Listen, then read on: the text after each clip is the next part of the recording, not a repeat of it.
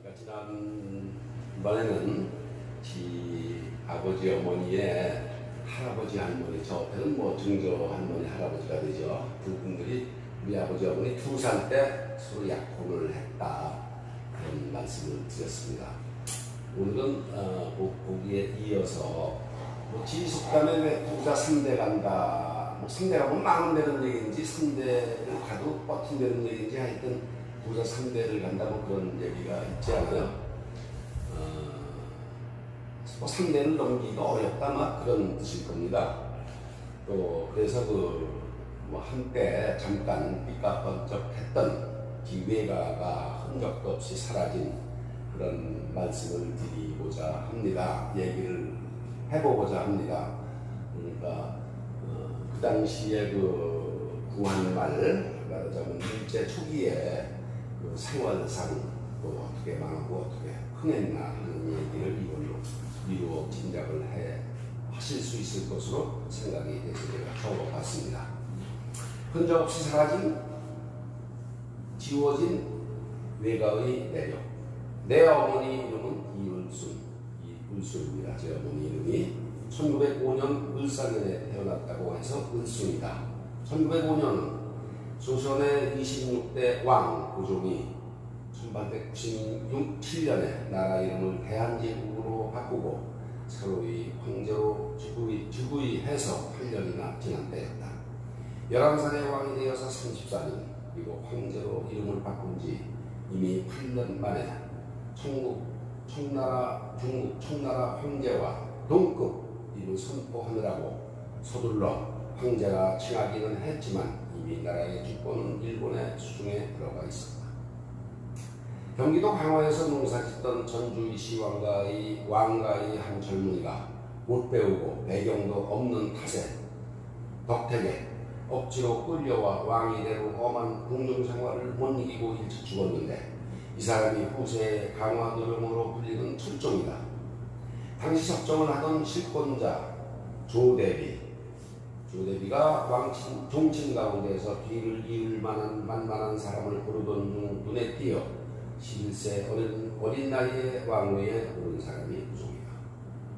고종이 왕이 되고부터 서구 일강의 개방 압력과 무력 시위, 국내 개화파와 수국파의 다툼, 동학, 민난과 새로운 문물의 유입에 따른 사회 갈등, 아버지 대원군과 왕비 민씨 간의 세력 다툼 등으로 나라는 바람잡날이 없었다. 국토는 청, 러시아, 일본의 각 축장이 된 지 오래였다. 드디어 청일전쟁에서 일본이 승리하고 청의 예속을 끝낸다는 뜻에서 나라 이름도 대한제국으로 고쳤다. 그러나 조선에서 대한제국으로, 왕에서 황제로 이름만 바뀌었지 달라진 것은 없었다. 청의 가당찮은 간섭이 제국주의 일본의 야욕으로 대체되었을 뿐이다. 내 어머니가 태어난 때 그 할아버지, 그러니까 내 외종조부가 경상북도의 안동 부사로 발령을 받았는데 2달이 넘도록 부임을 못했다. 고종이 그 연유를 물었다. 손녀를 봤는데 산후조리할 쌀과 미역을 준비하느라 못 가고 있다 라는 대답이 돌아왔다. 내 외가는 굶지는 않고 근근히 먹고 살 정도로 살았나보다. 아무튼 왕이 청빈하다고 여겼는지 어쨌든지 지금의 남양주시 별내배에 있는 왕실 수루의 땅을 듬뿍 때려주었다. 이렇게 대외가는 졸지에 한양 근교에서 떡 벌어지는 부자가 되었고, 한양을 떠나 별내면 덕릉 입구에 큰 집도 지었다. 가세를 일으켜 복덩이가 된 내 어머니는 위로 5대 독자인 오빠가 하나 있지만 집안 사랑을 독차지했다.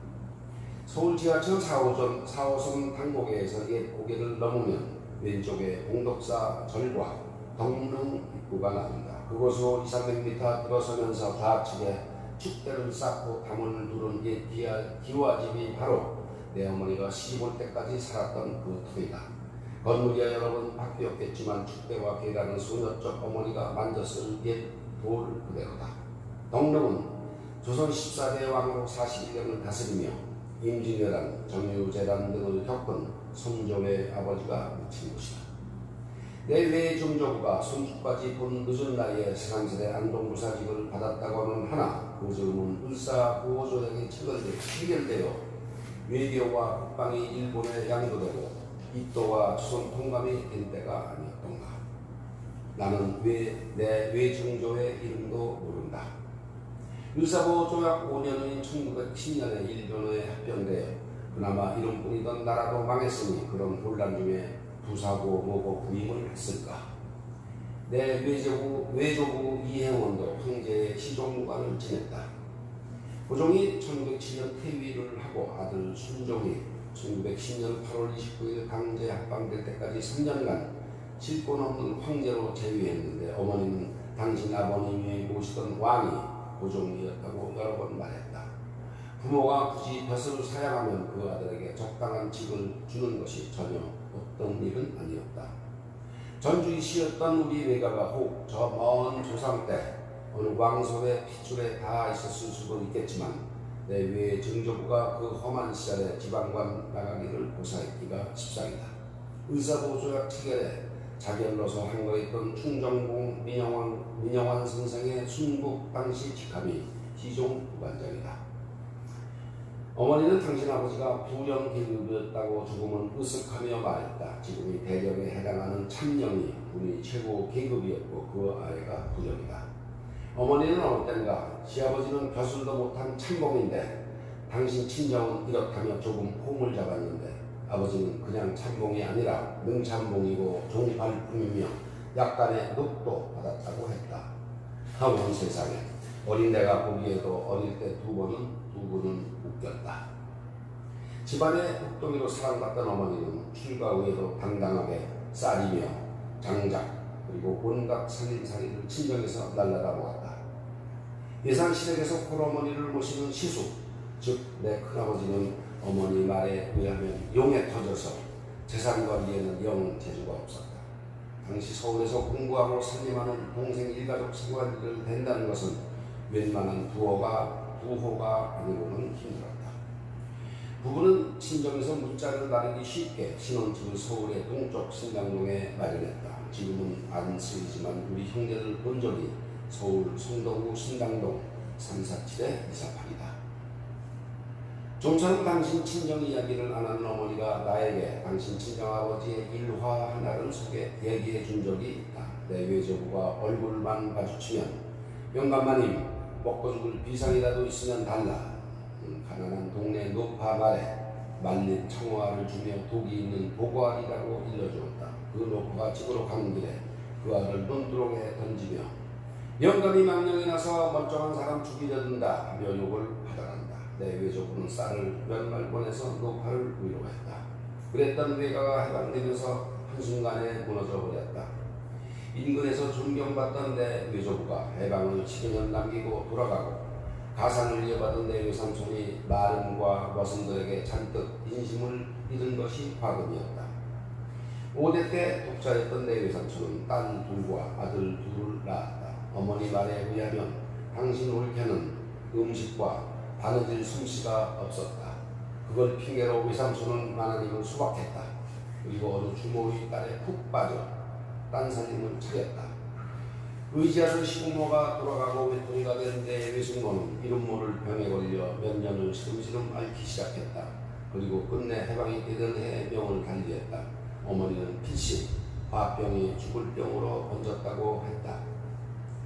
어머니가 옳게 죽음을 연락받고 부랴부랴 덕릉 친정에 갔는데 이미 염까지 다 마치고 죽은 사람 마지막으로 볼 수 없게 해놓았다. 그리고 얼굴 시커멓고 목소리 굵은 그 처첩이 이미 집에 들어와 안주인 노릇을 하고 있었다. 어머니가 이상한 예감이 들어 시신을 안치한 방에를 들어가 보았다. 그런데 가슴이 볼록볼록한 게 느껴졌다. 사람을 불러 염을 풀어헤치니 시신이 푸하고 숨을 내쉬었다. 미처 숨도 끊어지지 않은 사람을 염까지 한 것이다. 내 외숙모는 의식은 없었지만 나흘을 더 살고 죽었다. 새 외숙모는 사나운 시누이를 피해 이웃으로 도망가고 내 외삼촌은 어머니 닭달에 혼이 나갔다.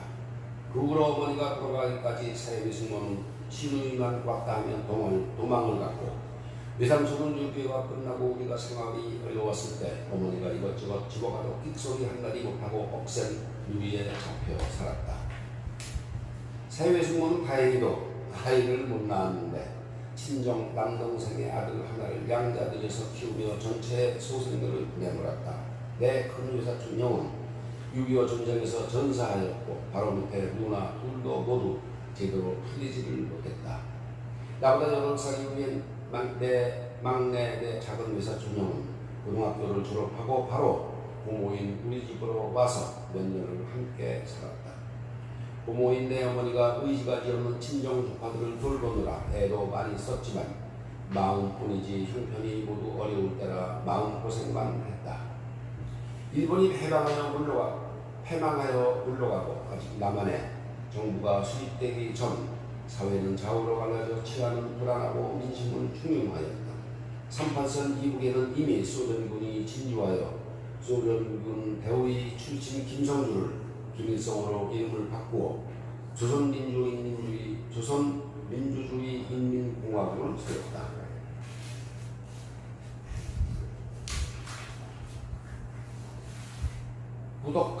후덕했던 내 외조부가 해방 전 돌아가고 재산 물려받은 내 외삼촌은 인심이 사나웠나. 무려 5대를 독자로서 이어온 외동가족으로서 가까운 친척이라고는 없이 오냐오냐하며 주위에서 감싸고 떠받드는 바람에 자기만 아는 심성이 되지 않았나 싶다. 거기에 새 외숙모는 10여 명이 넘는 친정 남동생 가족을 다 먹여 살렸다. 그러다 보니 자연 소작인들과 인근 주민들 그리고 집안의 머슴들에게도 잔뜩 인심을 잃었다. 용사 소출을 일정한 데 나눌 때가 늘어나면 자연 몫이 줄고 불평이 늘게 마련이다. 이런 와중에 공산주의에 어설프게 무리든 머슴들이 무리를 지어 공공연하게 질주를 공격했다. 당시에는 많은 사람이 공산주의가 무엇인지 내용도 모르고 그들의 성전송동에 쉽게 넘어갔다. 하루하루 살기 바쁜 일반 대중에게 공산주의가 무엇이고 민주주의가 무엇인지 뭐 그리 중요한가. 좀 배웠다는 사람조차 그런 말 자체를 처음 들었다고 해도 과언이 아니었다. 내 외삼촌 집에도 대낮에 강도가 들었다. 그들은 수건으로 얼굴을 가리는 신용만 했다. 내 외삼촌은 동네에서 쫓겨나다시피 집을 버렸고 이후 살던 마을 근처에도 못 가본 채 엎치락 전담을 서구했다. 어머니는 일체 이 일을 입에 올리지 않았다. 그래서 내 외삼촌은 왕십리 행당동에 제법 넓은 마당도 있고 행당채와 널찍한 방도 딸린 기와집을 마련했다. 그리고 자기가 낳은 전처후생 자식들은 외면한 채 새 부인 친정 대가족을 열심히 먹여 살렸다. 그와 같이 어머니는 제피추를 쫓아내고 도종년의 조카를 들여다가 무슨 납을 벌고 저렇게 봉해안처럼 애지중지하냐 묘변을 욕했다. 이런 사정이 안팎이 없는 나는 중학 2학년 때 주말에 몇 번 외삼촌 댁을 찾았다.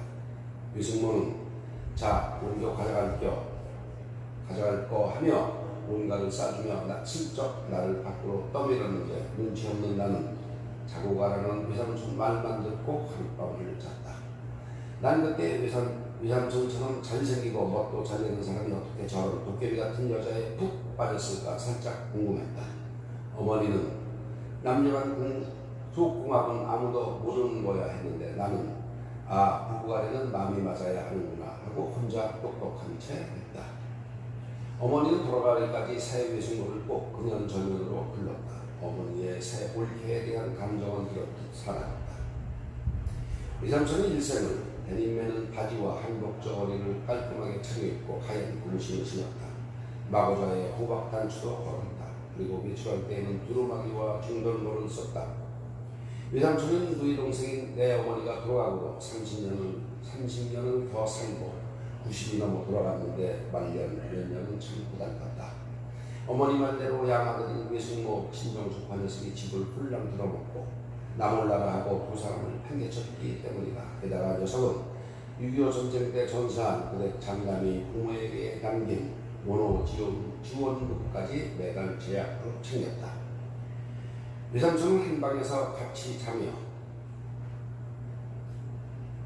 고아 송진우와 인천 김성수 선생 사이에 있었던 일화도 나에게 들려주었다. 인천이 고아를 경상방직 사장으로 앉혔는데 불과 석 달이 안 돼 고아가 돈 4,000원을 횡령하고 잠적했다. 이 소식을 들은 인천은 알았어 한마디 하고 경찰에 알리지 않도록 입단속을 했는데 이 돈은 상해 임시 정보로 갖고 이로써 고아는 인천이 맡긴 무언의 임무를 완수했다. 한 달 후 출근한 고아는 무슨 일이 있었냐는 듯 헤어냈고 인천도 수다간다 말이 없었다. 고아는 이후 중앙학교 교장과 동아일보 사장을 역임했다. 독립 이후에는 한국민주당을 조직하여 수석 총무로 취임하였으며 민족진영 단결과 정부 수립에 매진하다 1940년 12월에 암살을 당하였다. 감사합니다. 글쎄